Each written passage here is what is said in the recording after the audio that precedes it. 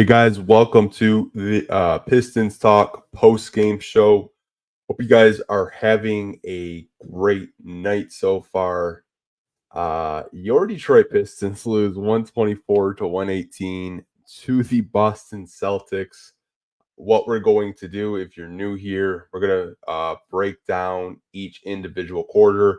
I take notes during the game and just some key points I'll talk about for maybe the first like 10 to 15 minutes. And then after that, if you guys have any comments or questions towards the end of the podcast, I will be answering any type of comments you have or questions about the game, or maybe questions about the team that you do have going forward. But let's get into just this post game reaction with your Detroit Pistons and the Boston Celtics. So, in the first quarter, it was kind of like crazy, just the offensive pace. Both teams were scoring. The Celtics came out hot as expected. Just their ball movement and Jason Tatum, uh, absolutely crazy. Like the Celtics hit 9 threes in the first quarter. I thought they were gonna like break the all-time record for threes made because just the way the game went in the first and second quarter was absolutely insane. But it was kind of just the Jason Tatum and the Boston Celtics show. But I do want to give kind of like shout out to Jaden Ivey. He came out aggressive. He came out hot. And this was actually a pretty good game for Jaden Ivey. There were a couple possessions where it seemed like he was kind of forcing it, trying to get to the rim. But overall, pretty good game for Jaden Ivey. Back-to-back games of Jaden Ivey having good offensive performances. But end of the first quarter for the Celtics was 42-31. So there was over 70 points scored on both sides in the first quarter. And transitioning into the second quarter, the Celtics were still hot from three. I think they made another 8 threes in the second quarter. But the Pistons, it felt like this was a game where it was really going to just get out of hand. The Celtics were up 23 at one point in this game, and the Pistons chipped away at the lead, and they got it down to 11 points. So by the time it did get to halftime, it was 73-62, and the Pistons did cut that 23-point lead down to 11, and they kind of just put defensive stops together. And I do want to say this because we were talking about it yesterday, and like how JB Bickerstaff and Monty Williams differ. If that was a Monty Williams coach team when they went up 23, I think the game would have been over, personally. And I know it's really early. We're only 3 games into the season, but the compete level with this team is consistent throughout these first 3 games. And that is something that we talked about yesterday. That's something I'm noticing watching these games is even though they're down, they still look to compete on both ends of the floor, and that's something that I think was missing last season. But the Celtics were up as much as 23 points in the second quarter. You cut it down to 11. You go into halftime 73-62, only down 11, which I thought was kind of like a miracle given how good the Celtics were playing. But transitioning into the third quarter, I thought the third quarter that was the best quarter of basketball I've seen from your Detroit Pistons. And I think that's what JB Bickerstaff wants the Detroit Pistons to play like all season long. He wants them to be scrappy defensively. He wants them to chip at a lead if they're down. Like Ivy was aggressive.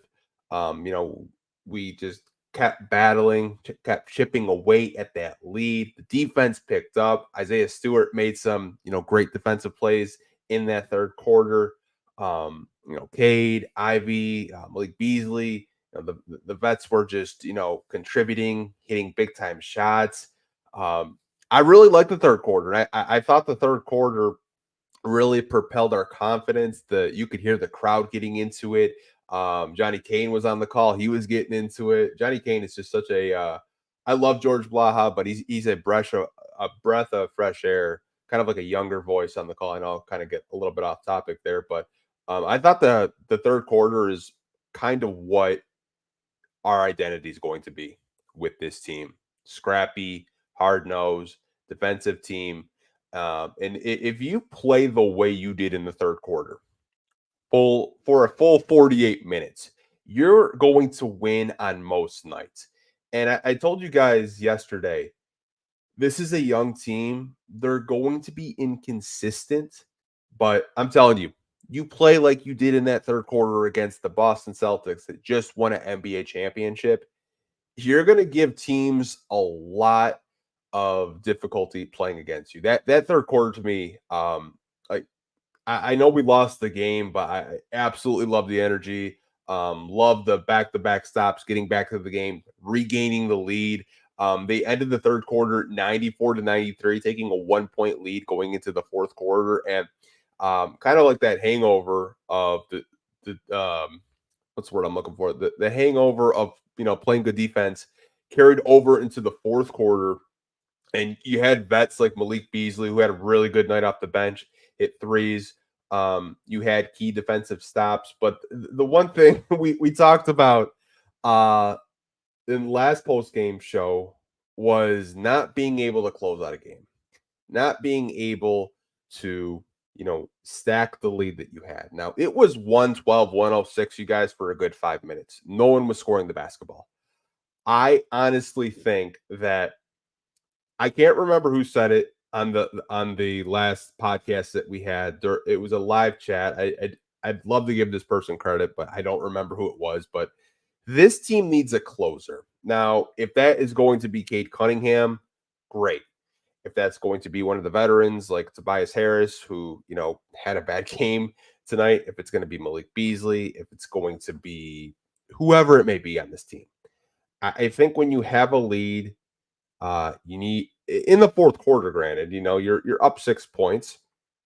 Keep stacking onto that lead because you gave Boston way too many chances to come back into this game. And that's why they won the basketball game, because you were giving them more opportunities to get back into this game. Eventually, the Celtics were going to hit threes. I mean, Drew Holiday hit, back-to-back three-pointers, got them not only back into the game, but, gave them the lead. And then you get into the game, it's just less than a minute left, and you're following, and you're hoping Derek White misses a free throw. You're hoping Jaylen Brown misses a free throw. But I thought the second half, the effort was much better in the first half. And I probably sound like a broken record. The consistency just isn't there yet. And we're 3 games into the season. And you've been playing great teams. Indiana, probably going to make the playoffs. Really good team last year. Cleveland, probably going to make the playoffs. Good playoff team. And then you just verse the Boston Celtics. I'm kind of glad that the Pistons are facing tough playoff teams, because they're going to be battle tested for the rest of the season, because now they know these are playoff teams. This is where we need to go. This is where we want to go. And you can't just play the third quarter again. You can't just play a full 12 minutes and expect to win the game. You have to stack good quarters together if you want to win in the NBA. And I get this team is young. They'll put it together. They're still young. But overall, I thought the effort tonight was great. I do want to kind of get into your question or comments about this game. But before we do get into that, you guys, we have to hear from our sponsor tonight, and that is the DraftKings Sportsbook. Hey, you guys, I have to tell you about today's sponsor, the DraftKings Sportsbook app. The NBA is finally back. A new season means new ways to get into the action at DraftKings Sportsbook, an official sports betting partner of the NBA. Who's draining threes from beyond the arc? Who's crashing the boards and grabbing rebounds? Get behind your favorite player and the prop bets you can make on DraftKings, the home of the NBA player prop. First time, new DraftKings customers bet $5 and you get $200 in bonus bets instantly. Every point counts with DraftKings Sportsbook. Download the DraftKings Sportsbook app and use code Pistons Talk. That's code Pistons Talk for new customers to get $200 in bonus bets when you bet just $5. Only on DraftKings. The crown is yours. Gambling problem? Call 1-800-GAMBLER in New York. Call 1-877-8 HOPNY, or text HOPNY 467369. In Connecticut, help is available for problem gambling. Call 1-888-78-977 or visit ccp.org. Please play responsibly. On behalf of the Boot Hill Casino Resort, Kansas, 21 plus age and eligibility varies by jurisdiction. Void in New Hampshire, Oregon, Ontario. Bonus bets expire 168 hours after issuance. For additional terms and responsible gambling resources, see dkng.com/bball.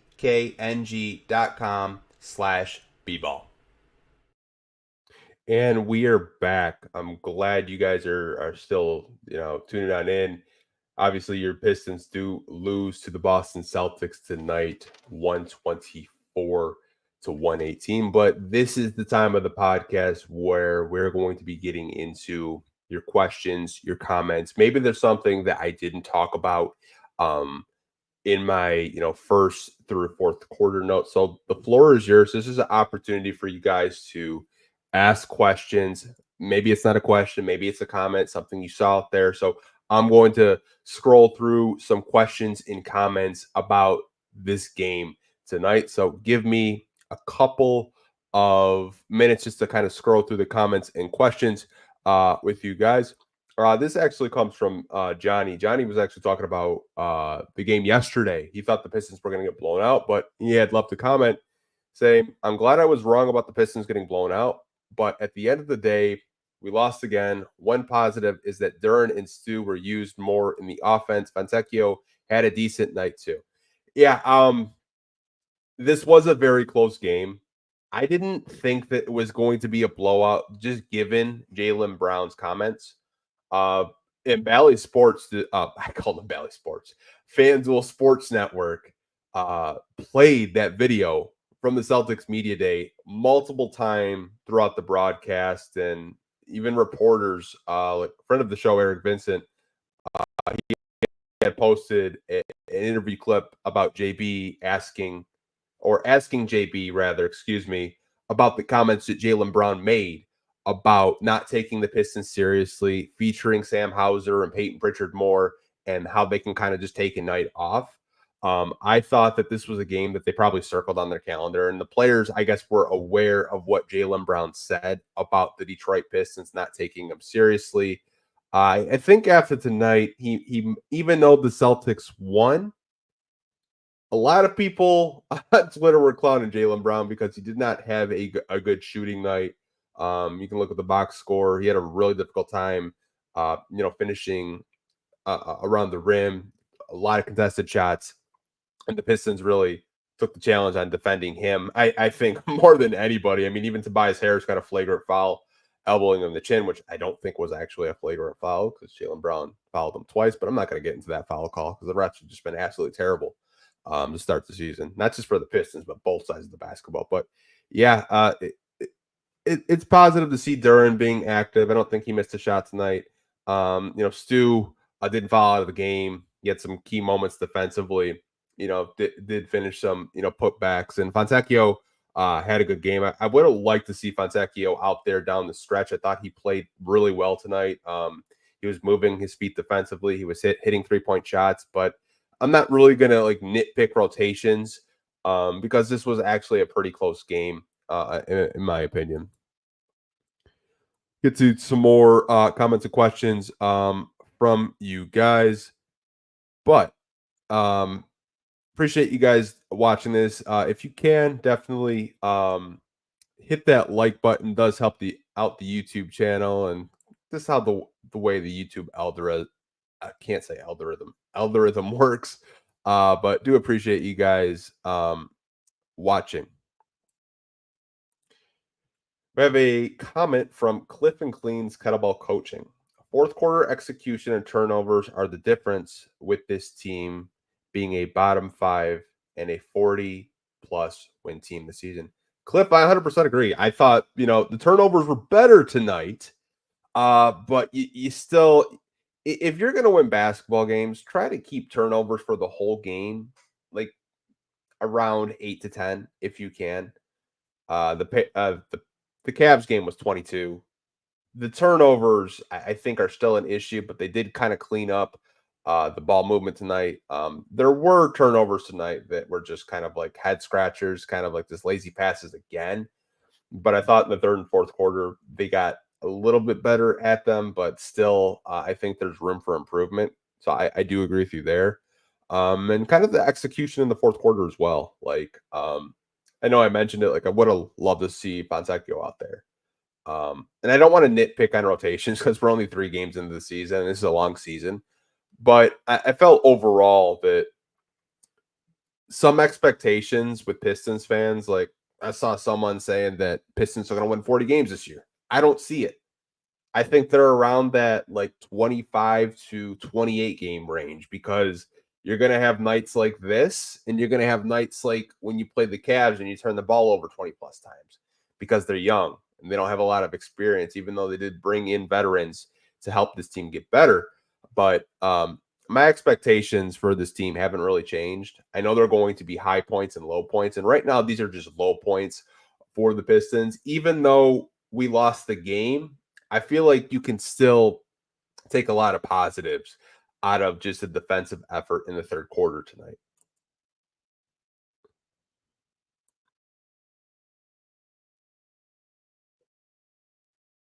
So I'll get to a couple more comments from you guys. So I do appreciate you guys leaving all these comments. I really do. Like, you guys really make this so much fun to do these post game shows, and we're doing a longer form podcast tomorrow. So I think I've done 3 podcasts in 3 days. So like I'm 100% locked in with you guys. Um, Get a comment from Chili.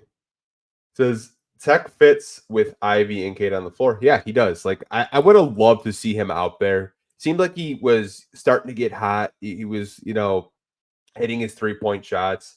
Thought maybe it was just me. I thought defensively, like, that was probably one of his better games in a Piston uniform. Now, he wasn't locking anyone down. Like, before someone clips this, because I know someone will. So, you said he was a good like, he was locking people down. I didn't say that. I thought he was moving his feet and staying in front of the Celtics players and making it, you know, somewhat difficult to get a shot off. But I really liked what I saw at Tech tonight.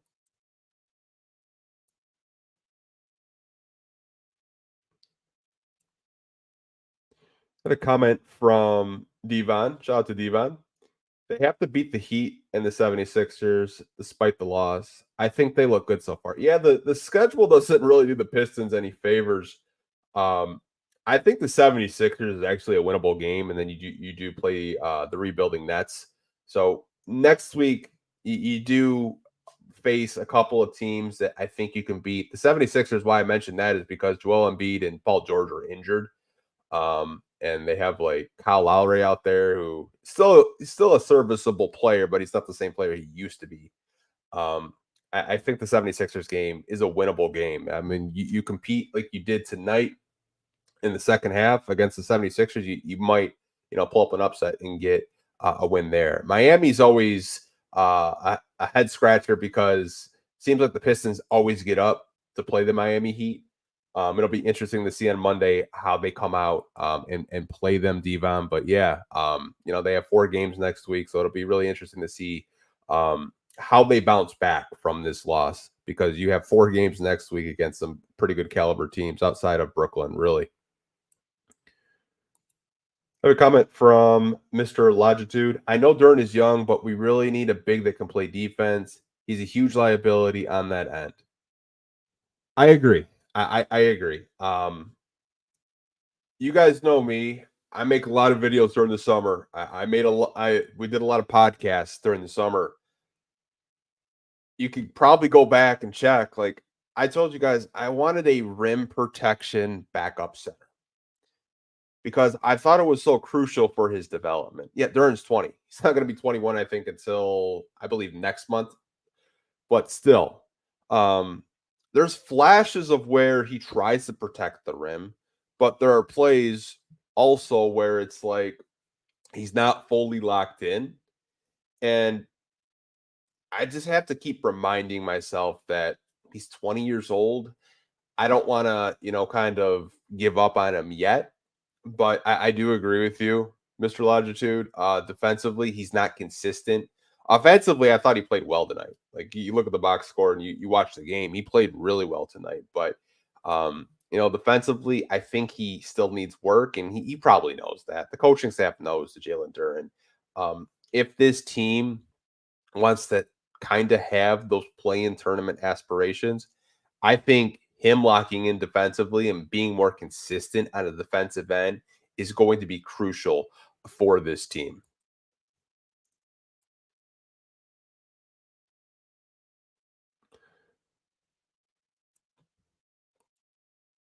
How do you feel about Fontecchio getting closing minutes instead of Tobias moving forward?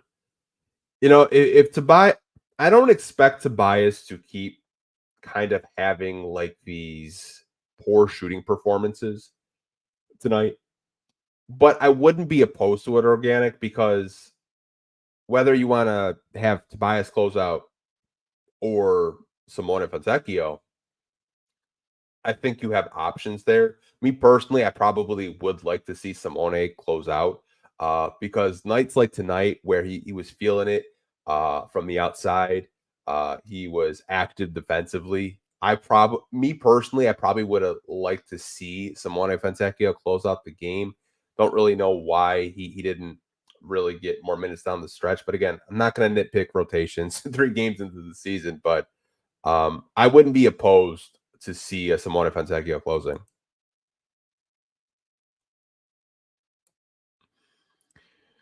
And a comment from Caleb. I was going to talk insanely crazy all year if they won that game, as you should, Caleb. As you should. If the Pistons beat the Boston Celtics after they were talking all that trash, go off, King. Like straight up. Like if they would have won that game, that would have been hilarious. It really would. But hey, man, still a long season to go. I'm excited for the season. I'm still really high on this team, and I don't know what it is. It just something feels different with this team. The energy feels different. The vibes feel different. The compete level feels different. I still think this is a team that is going to win more than 14 games. I think this is a team that is going to get better. I saw a clear uh, indication from just the way they didn't turn the ball over from the Cleveland game to the Boston game. Now, obviously, they still made some kind of like scratch your head turnovers tonight, but it's getting better. And that's all JB is trying to get these guys to do is play team basketball and smart basketball and winning basketball. And we're only 3 games into the season. Yeah, we're 0-3. Would it be nice to have maybe a win? Sure. But at the end of the day, I think he's a coach that can get these guys on the right path to start winning some basketball games. And I know some people are already out on JB, which, I'm not even going to get into that conversation, but I get why fans are frustrated. We've done a whole lot of losing since this rebuild, and a lot of fans are just kind of tuned out on the Pistons, and I don't really blame them. Rebuilds can be really, really just like heartache if you don't have draft picks or good players, just like fast track your rebuild. Like a lot of teams that have started rebuilds, Pistons literally had nothing. Not giving them excuses, but this rebuild has been really tough.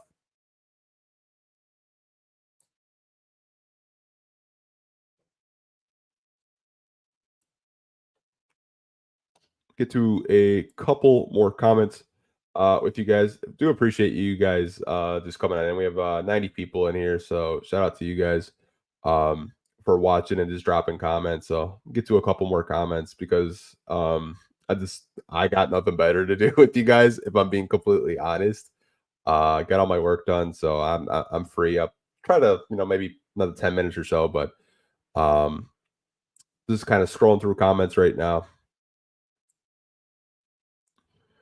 That you guys are leaving about the game. Let's see. There's some comments in here I just cannot react to because, like, you guys are leaving comments about Monty Williams, which I'll probably read later because it's just, you know,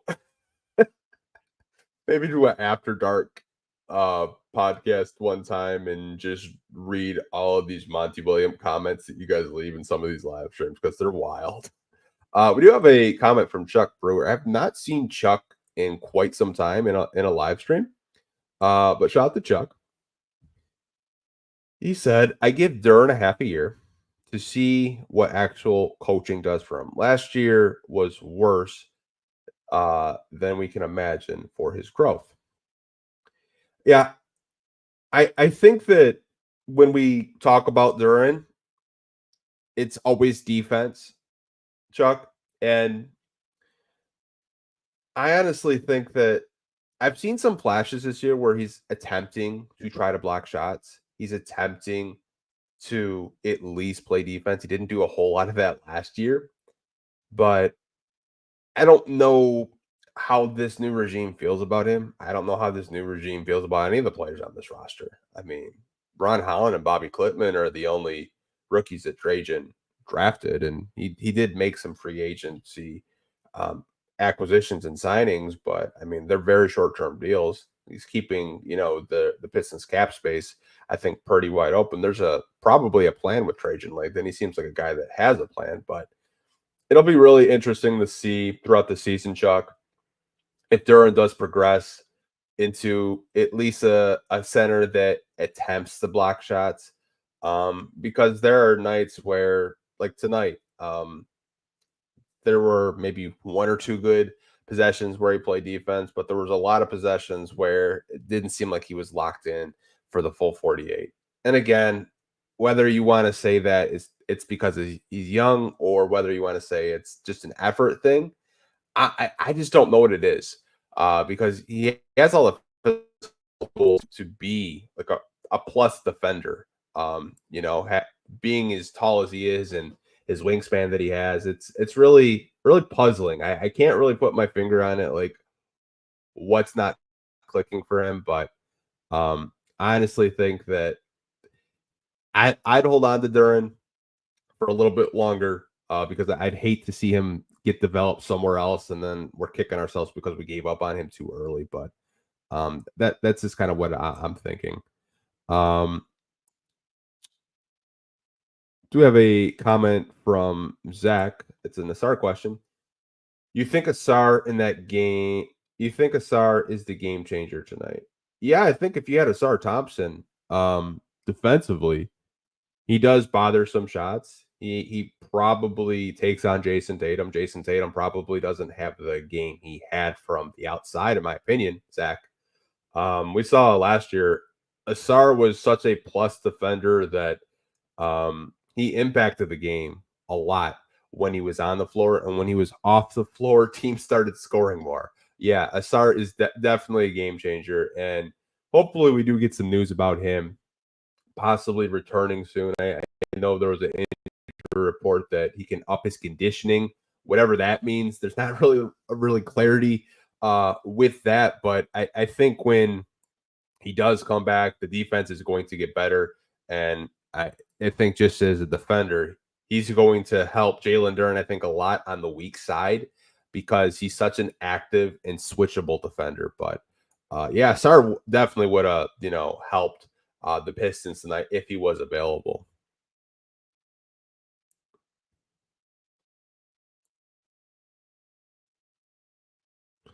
Do a couple more comments with you guys.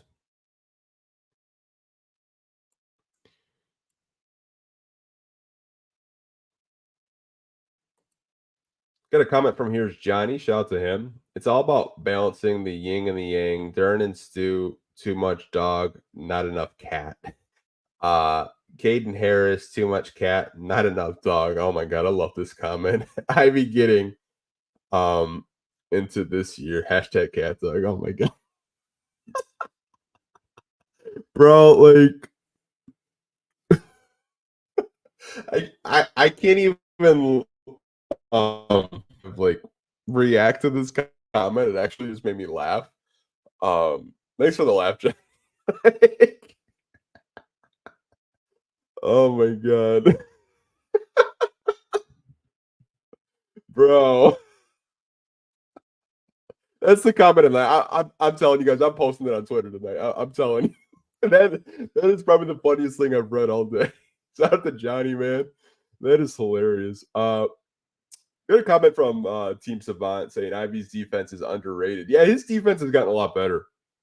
I think last year you saw him get better defensively, but if someone set a screen, he wouldn't try to fight over the screen. I think defensively, he's trying out there. He's trying to get better. And he's a player that I think, I don't know if you guys go to the games or get a chance to go to Pistons games. Like, this is a guy that just, his work ethic is unmatched. I would probably say he has the best work ethic out of anyone on the Detroit Pistons. The amount of work this guy puts in, not only like on his offense, but his defense as well. He spends so much time with these coaches. Like, if I had to bet on a player, becoming a borderline like all-star star type player, I'd probably bet on Jaden Ivey. I think he just has the work ethic and the drive to be that. Like, when I went to Pistons game last year, he was out there good hour before the game even started. He was the only one out there working on, three pointers, free throws, just so much attention to detail with him and the work he puts in. And I think that's why so many of you guys are just so high on him um as a player. I do I love Ivy, honestly, man.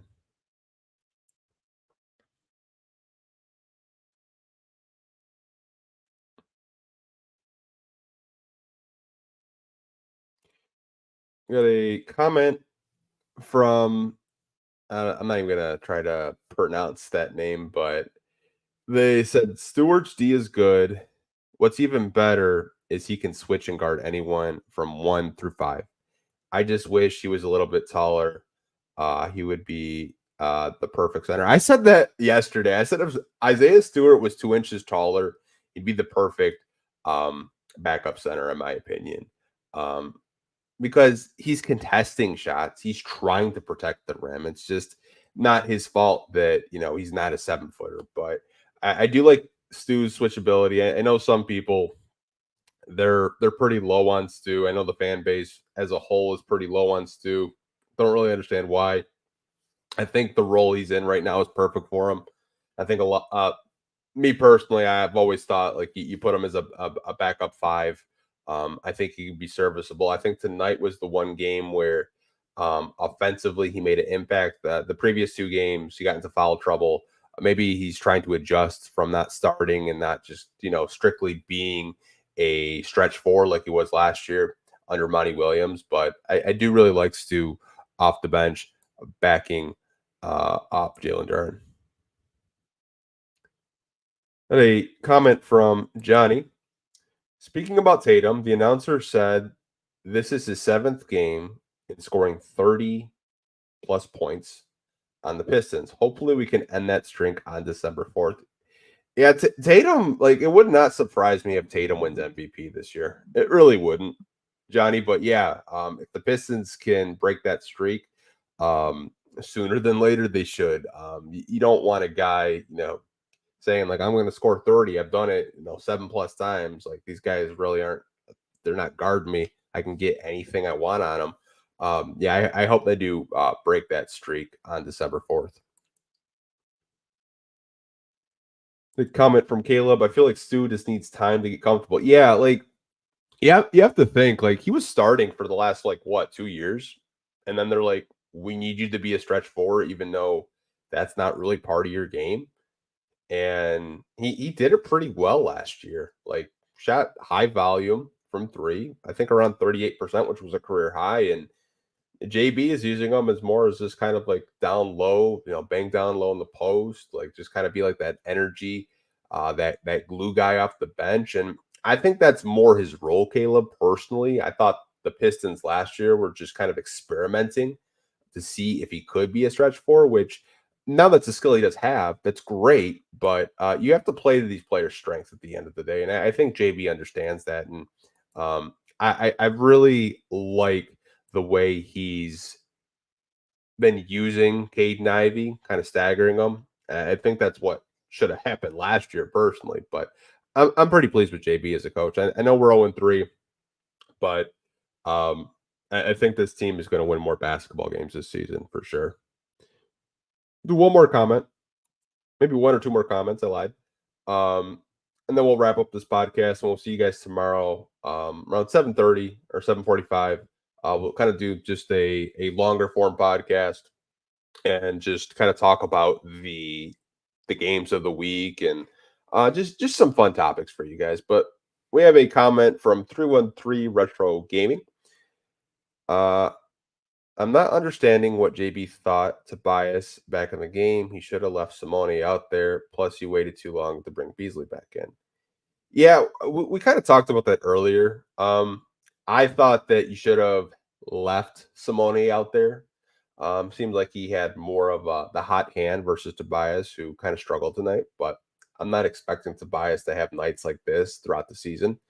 Get out the stinkers now, and just play consistent basketball for us because that's what we need. The one thing I will say though is it seems like so far JB's still experimenting with rotations, and he's still learning on the fly.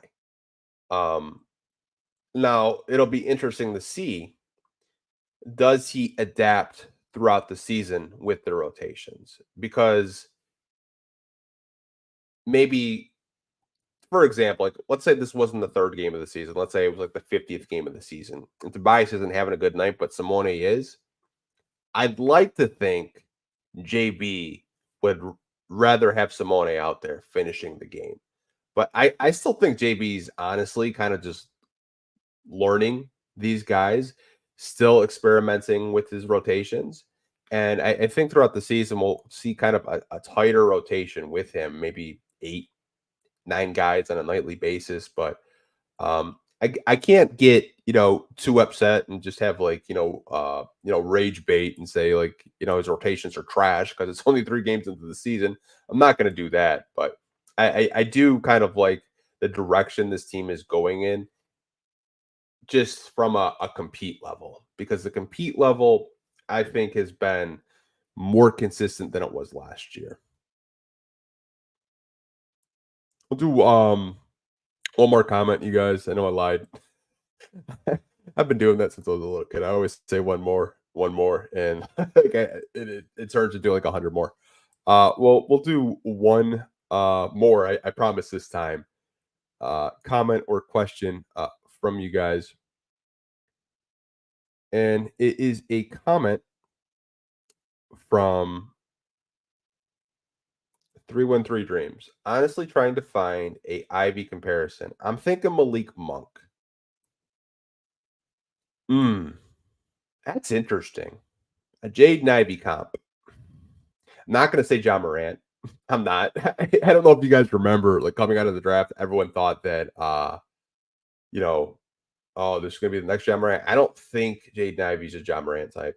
Like athletically around the rim recently, he's been like shifty. But a Javen Ivy comp, I'd have to think about that one personally, because I see a little bit, but I don't think he's there yet. I see glimpses of it when he's handling the ball and trying to separate space shooting.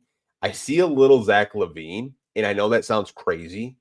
I'm just saying, like, from a standpoint of the way he's trying to separate space and shoot, I don't think Jaden Ivey is on the tier of a Zach Levine right now, but Malik Monk really isn't a bad comp currently for Jaden Ivey. If he could turn into a Zach Levine type, that would be excellent for the Pistons, but a better defender, I'd hope, right?